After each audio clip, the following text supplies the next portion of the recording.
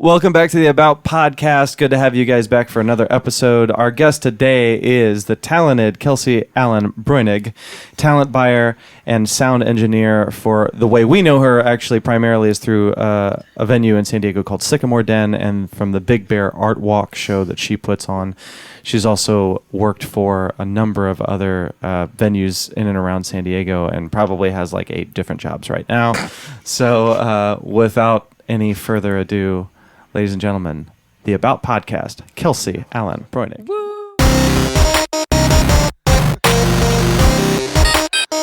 Y'all want to do that?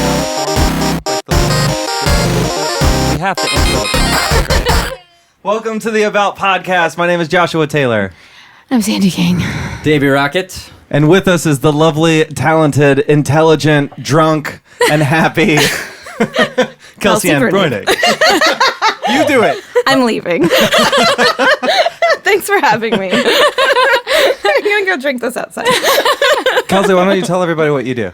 Oh, wait, like all of it? Or How about, There's a lot. let's start. She's like one of the busiest people. Yeah. I know. To pick a couple things and then just ramble until you're tired of talking. What? Okay, well, I am the talent, I guess you could just call me the entertainment manager for Sycamore Den in Normal Heights. I book the bands, I do the sound.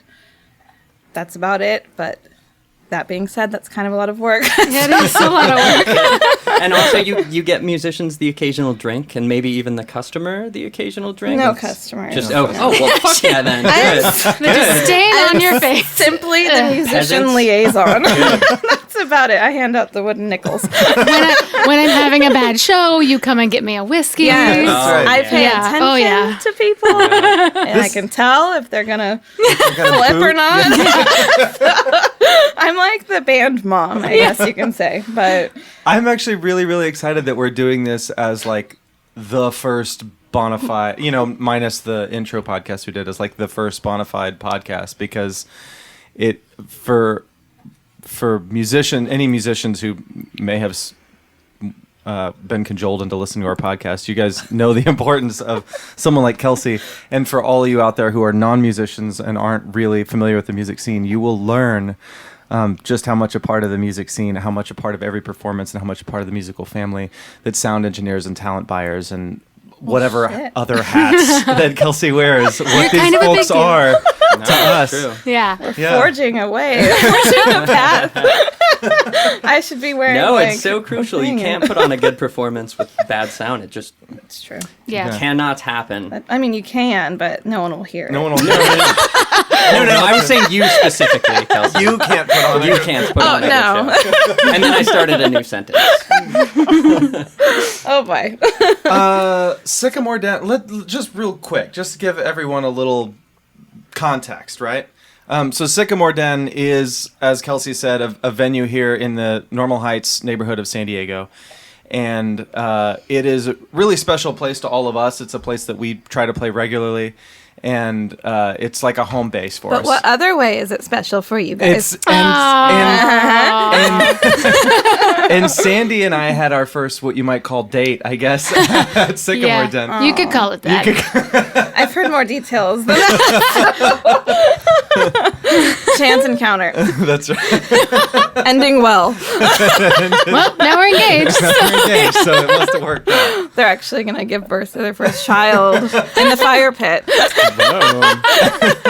Just kidding. That's right. We had our first show there. Our first official King That's Taylor right. The Project very show first there. King Taylor Project show was there. It And was a the Network Cult jazz. tribute show. Yeah. Oh, that was the official That's first? right. That was the Oh. official In first. fact, you were a hero of our first ever show Yep. That's with right. the whiskey I thing. picked That's Sandi up. It was like one of her songs. I was like, this is not going well. She knew all I needed was whiskey, Yeah. and all was well after that. Swooped her up. Yeah. But So that's it's a real and it's actually a really special place, I think, to a lot of musicians in San Diego because it's a place. It is I think we mentioned this in the first podcast that San Diego is a blue collar musicians town. It's a working musicians town, and Sycamore Den is a place where you'll find a lot of really good musicians in San Diego playing shows regularly. Yeah, it's one of the only venues that is readily available for a stage show. It's one of the Exactly. few places you can go and have people actually listen. Right. Yeah. On occasion. On occasion. A lot of drinking. If you More decide to often turn the than mics not. on. Yeah. No, it's that damn ring toss in the back. Oh, I love that thing. We just pretend that people cheering. Oh yeah, when they sometimes get it the ring lines on up that it's for us. perfectly. Yeah, So like yeah. at the end, it's like Yeah. bing, and then everyone's like, "Yow!" Oh, thank you. Oh, thank you. We should record the shows there. It makes it sound like yeah. there's like a crazy audience. Totally. What is the worst sound you can possibly hear as a sound engineer? I can think of a couple. I've got a couple good examples already. One God. of them is Too much snare can be really, really irritating, especially at Sycamore Den, Yeah. because we are not Coors Amphitheater. You don't really need Do to people bang ever? away Do at people it. like ask you to mic their drum kit there? Absolutely. Do you punch them right in their Every smash? time, and I just tell them no. No, drummers love to be. Actually, each musician loves to be front and center, but drummers definitely feel left out there, and it's hard to explain because in their mind they're not going to be heard. But I'm like, It's like sweethearts, it's like, everywhere. look, drummer, bitch, you're already in everyone's way here. It's you're taking up the most room on the already tiny stage. Oh my god. But no, I mean, I think I've only worked on tiny stages, and you just have to mostly trust me because I I'll know have for a bands fact come that's from not out of true. town. Well, okay. Aside from Mostly, the Big Bear I stage. said. Right. Yeah, mostly. Mostly. But no, I have bands come from out of town, and they're like, they look at me like I'm insane, and I'm like, are you kidding? I'm like, have you never played? Like, how big is your practice space? Have Yeah. you ever played a house show? Like, this isn't that crazy. And so they'll start putting stuff, and I'm just like, no. This over here, this over here. And then you guys do like each other, right? Right. Like, you can stand a little bit closer Yeah. than normal. That's okay. But so no. you it's- work on that stage how many nights a week? Well, Just it used to be 5, but now it's 2. But trust yeah. the person who works there and does Yeah. it every Yeah. night. Like, It's total, yeah, no, but it's, I mean, sometimes there's I won't even get into that part right now. If we get there, we'll get there. But back to the annoying noises. Please make more annoying noises. Clearly, feedback, that's Okay. never fun for anyone. And usually I'm the one that everyone's like, what are you doing? they look immediately. Yeah. I'm like, that one wasn't me. That's a totally shitty thing about being Yeah. the sound person is that as far as everybody in that room is concerned, Yeah. it's everything's your fault. Like somebody unplugging a guitar Oh, and yeah. it popping. Oh, yeah. That happens so often. Or It's just the word or when they're playing like Sorry. a banjo, and to most of my banjo players, this is not sent to you, but when they are just like banging on the microphone the whole time, and I'm like, Oh yeah, you when it's feel mic'd it? up.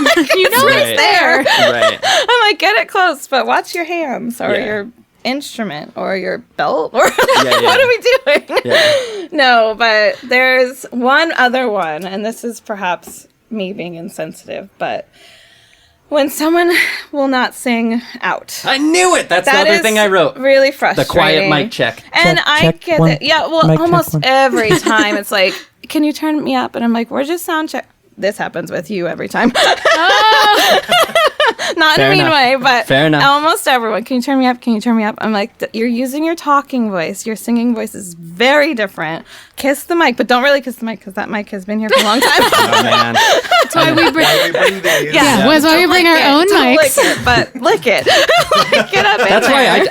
I just make out with every musician I meet ever, Yeah. so that So it's the just term- like it's it's old like, news. whatever. Old news. Been there. What virus? It's like, I've been exposed to Exactly. them all. Just like the opposite of War of the Worlds, kind of is what I go for. Mics are I'm just gonna actually build up. super disgusting. Mics are like public telephones. It's like, Oh my god, blah. yeah. How fucking frustrating is it when people tell you how to do your job? And then, as a follow-up question, this is going to sound like a real journalistic thing, but do you think being a female has something to do with it? And we're there. This was the part that I was trying to avoid. So quickly we landed. Female? Oh, I will never trust your lady brain a lot of people without won't. me. Without me. To me all the time. I know, it's weird. I say that I always, in my head think, I'm like, oh, do you think these are making it so I can't like hear anything? They're two separate parts. For the listeners at home, that was not breast. Kelsey actually just pulled out her fallopian tube. Yeah. That's what she was referring to. It was really weird. It's like a little cabinet down here. You think these old things are preventing me from... Here, they're gone. I am now unable to bear children. Does that make you feel better? Now can I do sound for you? Yeah. No, my thought process usually is like, when it's happening, I'm like, if I were a 6'5", 300-pound dude unrolling cables or, setting up mic stands, would you ask that person the same question in the same manner that you just did to me? Like, is that something that you would do? You would feel comfortable, you tiny little thing, like marching and like brazenly just basically making it clear.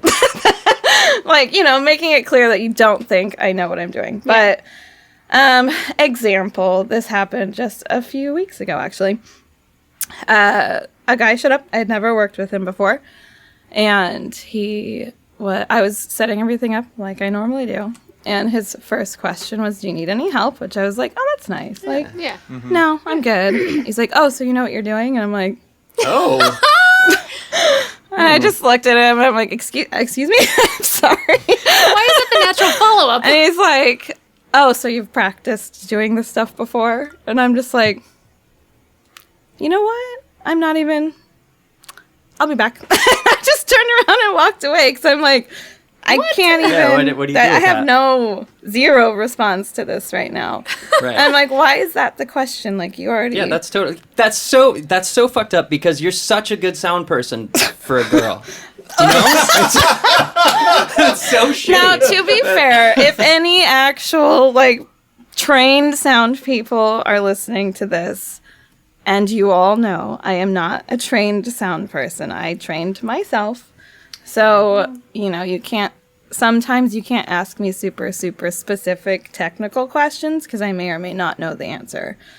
But as far as making things sound good and knowing my room and knowing Sycamore Den's a tough room and Sycamore the Den lyrics is are all hard. intelligible the way you do. Tricky. It's crazy. And it's just that I started at the tin can, and that room was also very tricky to make it sound good and not weird, and it was tiny and tubey and weird. But I've had to learn in weird places, so that's kind of like where I'm most comfortable. Like, make it work. Figure it out. Like, I'm the type of person that'll duct tape a mic stand together if it's not happening correctly, or weigh someone's purse on the other end of it if we're trying to keep it at a certain angle. And these mic stands are old. Like, I will just make it work. And to some people, or just give the shitty one to the bass player. Which, yeah. Go on. That was me blowing a kiss. No, it wasn't. I don't want to jump in and stall this out, but to your point, you said something about, we all have people that are more technically educated in our field than we are. Everyone has somebody who knows more than they do. But the point that I think is important, this happens in a lot of fields. It happens, for me being a veteran, it happened in the military. It happens everywhere. But it's not so much that there's not somebody who knows more than you. It's that when you're a woman, you get questions and responses to those questions that are different than the same person with the same level of experience would get if they were a man. Because if you do something like you're taping up a mic stand, or they ask a super technical question, you're like, I'm not sure, but this is how I make it work, and you're a man, people are like, oh, okay, cool.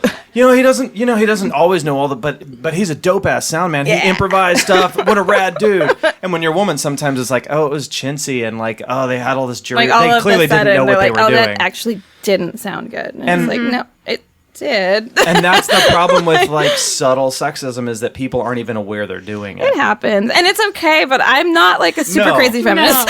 No, but that's the thing. What did we say in the first? And that's totally fine if you are. But I'm not sitting here like waving my flag and being like, "Fuck men." You're burning our bras. Yeah, she's burning all my bras right now. It's a bonfire, but it's no. I mean, I appreciate most. It's just like little bits and things that happen. But please continue.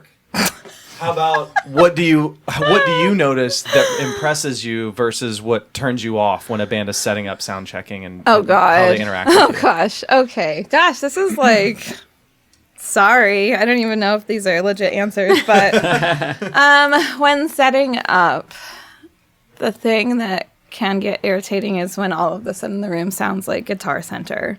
And it's like, is this necessary? Have you never heard each of your instruments playing separate music before ever? Like, this is kind of funny. You know, I'm just like, okay, the drummer is like banging away over there. We can hear your drums. Right. Yeah, right. We could from the start. They don't sound different. The more you play them doesn't change anything. It's like, unless you're like severely tuning something, it's come on. Right. But then it's like, you know, don't take this personally. This has nothing to do with you. It doesn't. She pointed at Davy. Yes, bass players. Sorry. A lot of them will sit there and just noodle. I mean, honestly, everyone noodles. Like, it just happens. But when it's all happening at the same time, and there's house music playing, and there's people talking, and I'm trying to ask people questions, I'm just like, okay. Like, I've said it many times where I'm just like, everyone stop. Like, I'm like preschool teachering you guys right now. Like, foots down, no more noise. I love it. Yeah, I do love the absolutely. alphabet behind us on the stage too. It helps me remember. It helps me with lyrics. Alphabets.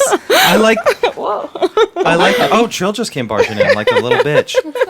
Hey, Trill. Off you go. Okay, bye. Okay, Bye. okay, go fuck yourself. Good girl. This is there almost she's cool back. because you could. I'm almost, as you're saying this, I'm almost thinking it's almost like a little school. So like musicians out there, I almost said new musicians or young musicians, but that's not No. true. That Veteran happens, musicians, too. the quote unquote veteran musicians do it sometimes a lot of too. prima donna musicians do it. Yeah. They will do it just to, you know, lay it out there and show people how long it is. You know? Right. It's like, all right, we're okay. Like, and I don't mean that. I mean, and this is not like an every single time occurrence. But to be fair, I work with the same bands a lot, so it's kind of comfortable for a lot of them because they already know. It's like they don't really have to go through the whole rigmarole. It's like she knows what we sound like. We don't really like. I line check a lot of people. I don't even have to do full sound checks, and I prefer not to because that room is really weird. So if we do a whole sound check, it's like it's gonna sound different. Can I go preschool really quick? And what's a line check versus a sound check? Okay, sound check is when you're basically checking each person, each instrument, each level separately, and then you can put it all together. Line check is you just kind of make it go. Typically, the way I'll do it is I'll be like, guitar, start, okay, bass, go, okay, drums, come in, okay, keyboard, all right, everyone start singing, and then I'll just kind of make it, make it happen. And a good one, I think, is almost that quick. Really. Yeah, Like, I mean, it's that's a good sound check. if you can't get it that quickly, then Yeah. maybe you're nervous. I don't know. It's Right. just or the band is. Man, maybe that's a rad thing that any musicians listening with your bands work up a sound check thing. Absolutely. I mean, but it Just- depends on every yeah. room. If you're in like a giant auditorium and you have everything mic'd separately, and like you know, that's a whole Right, different right. thing because you do have to get those levels, and it can be a bit chaotic when you have like 16 channels going. And you're like, hold on, I'm trying to get all of them going. I always say, you know, like after the first song, if you're not happy with what I did, please tell me and we can adjust. And 98% of the time, it's like, oh, okay, you know what you're doing. It's weird. It's like when any two sides in any debate, any two people coming from different viewpoints get entrenched into their expectations and their negative stereotypes about each other, it perpetuates itself. And what would go a long way is that if, you know, lots of musicians have had a lot of shitty experiences with sound engineers, That- I and was lots just of gonna sound say. engineers have had lots of shitty experiences with musicians. There's If we just go in expecting the true. best from each other and going like because here's the thing, like if I expect walking in, if I've never met you before and I walk into Sycamore Den and I go, you know what, I'm going to start with the expectation that she knows what she's doing and I'm going to try to know what I'm doing and see what I need to do to make her job easier because she's here to make my job easier. Then not only is that a more positive atmosphere, but if you end up being wrong and the sound person sucks, you're not going to accomplish your goal of overcoming bad sound by being a dick to the sound person. if anything, they'll just make it worse. It's going to make it worse. Yeah, So right. nobody wins. Nobody's accomplishing their goals by being To be fair, confrontational. I've only done that twice in my whole career. Really? Oh, what did you do? We don't have to mention names, but I have to know. I want to know. This was not at Sycamore Den. I don't well, maybe once at Sycamore Den. You just turn them off. Seriously? Without them, like, just from the house? Yeah, and then like, I can't hear, and then I or what? pretend to turn it off, and I'm like, and they're like, okay. Oh, okay. And I'm just Okay, like, yeah, yeah. I'm All like, no one can hear you. Yeah. But you're being a dick, so. You're being a dick. Sorry. Yeah. No, I literally have only done that twice. I feel confident that I can make almost every band sound maybe not good to everybody, but at least hit what they're wanting to hit. Make Right. them whatever it is they're trying to present to the public, I can make that happen. And I feel like that's my job, but also I have to make the room comfortable so people aren't pissed off and yelping us in bad ways. Too loud in there. Right. Yeah, it's and they recently asked me to make it louder. I'd love to hear that from a venue, to hear that anybody, well, I mean, I don't want to play at ear-splitting levels, but I love any time that I hear of a venue not paying attention to the squeaky wheel. Because honestly, probably 99% of the people, especially Sycamore Den, everybody's there to see music, but there's going to be like one guy that's going to go complain. Right. And it's kind of nice to hear a venue say fuck you to that Right. guy. Yeah. Absolutely. Yeah. Honestly. Yeah. It's I don't know. We'll see how it goes. Yeah. I To be think fair. to wrap this up, I want to know what some of your favorite shows were. Some of the latest ones that you had a lot of fun at, bands that are really fun to work with, or just like when you get to hire your friends and hang out with them there, like stuff like that. I really want to hear some good stories from Sycamore Den, and even from Tin Can when you were there, and Oh God, whatever, anything you can remember that stands out. that's such like a negative positive for me. To go back to the Tin Can, that was a very strange road to travel for me because I had no idea what I was doing at the beginning of it. That being said, some of the shows that we got there were pretty out of control. As far as if you've ever been there or if you ever had been there, it was San Diego's, I want to say, smallest music venue. It's tiny. So I was able to somehow swing getting bands, like, and to me this was a big deal. I don't even know if it's like that big of a deal to everyone else, but I had Paper Cuts in there, which were one of my favorite band at the time. Lower Dens played there, which is Jana Hunter, who is one of my favorite singers of all time. The Fresh and Onlys played there multiple times, and it was just a big deal. Like Future Islands, now they're playing like huge stages. You know, when people change, they gain a piece, but they lose one too. 'Cause I've been hanging on.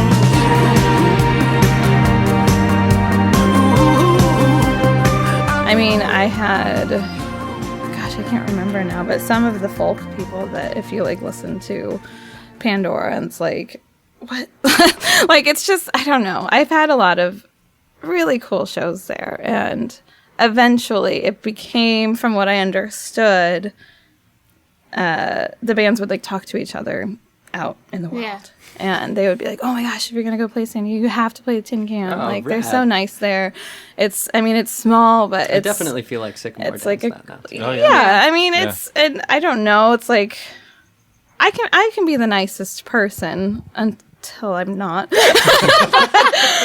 a lot of the times they would just be like, wow, you're like so nice. Like, this is weird. You know, you show up and I'm there greeting them with a smile and helping them with their stuff and feeding them. And You are good to us. Yeah. That's I true. don't feed you, but You feed us alcohol. I know. I do You feed do you feed us alcohol. Give Oh. us chips. That But turn I mean, into alcohol. to me, it was just. I mean, there were some terrible shows there too. Like, seriously, probably some of the worst shows I've ever been a part of in my life, or seen, or it's just like, How so? Terrible music? Or oh, some of it terrible was just like, what the audience? fuck is happening right now? doing crazy shit? Yeah, People I mean, do crazy shit? It's yeah, especially there because it was. I kind of just took every band, not every single band. I eventually learned how to say no, but I didn't want to pigeonhole anybody or anything there. I didn't want it to be like a hipster bar or whatever. You know, like I wanted to make sure that every there's genre definitely- was spoken Yeah, for. there's and plenty of venues that have their clique. Right. You know, I even You tried can't get in rap there. there, and they blew the speakers like each time. And I was gosh. just like, okay, I can't do this. But Right. like there were some, but no. So it was just, I mean, some of the things that happened there, it was just like, holy shit, that just happened here on that stage with this Pyrotechnics. you and know, all. like it's fucking Yeah. I mean, the Future Island show, I just remember they played and they had this lighting that they brought in and Whoa. they were so excited about it, but they like for their finale song, they like brought in like I can't even remember, like 5 bags of blown up balloons and freaking like threw them out, and then I was like, what the fuck? That's awesome. It was so incredible. It was just like, what is happening? You just travel with balloons, Like out already on blown the up, bars, like or- running up and down. I'm just like, oh, we had all these amazing. We were somehow got roped into these Japanese touring like packages. What? Which was awesome. So these bands, they are so like practiced and like everything is regimented. Like from what I learned from them, they sit there and practice in front of mirrors, and every move, everything Really? has to be like just right. And You think that we don't? Sorry, continue. I see no mirrors. But no, it was just incredible because their outfits, like everything was just, it's so different than, I mean, to the point where they're like have little toys that were like part of the show and I can't even explain it. No, like, you have to. some now. of the stuff that happened, Okay, I I'm was just sorry. like, that was so cool. Like, and I got to be part of that. I don't know how to explain it any different. And there were a lot of great local bands that played there, and like Album Leaf. We had an Album Leaf show Really? there. And it was amazing because I was like, and the funny thing is the way I got that show, I was drunk and sitting on the bar. Jimmy Lavelle was there, and I was just like, I'm just gonna ask him. I'm like, you want to play a show here? And he's like, yeah. And I was like, oh, like really? I was like, wait a minute. That's so rad. This is crazy. So, it was just, it was magical. Let's do some housekeeping. So we did mention Sycamore Den. We'll put on the extra site or the extra content on the website. We'll put a link to Sycamore Den's website. And If you want to play there, Mention some of those bands. you oh can yeah. email me. If you want to play at Sycamore Den, it's what people. Here's a tip. Don't ask me at the bar. yes, Emails. Especially if I haven't met you before. Don't pull me away from what I'm doing. right. It's not pleasant. Just send an email. The address Peacock Booking. is peacockbookingsd@gmail.com. Just don't do it. It's time. That's Kelsey, everybody. Thank you, Kelsey. You have been terrible. Awesome. Cool.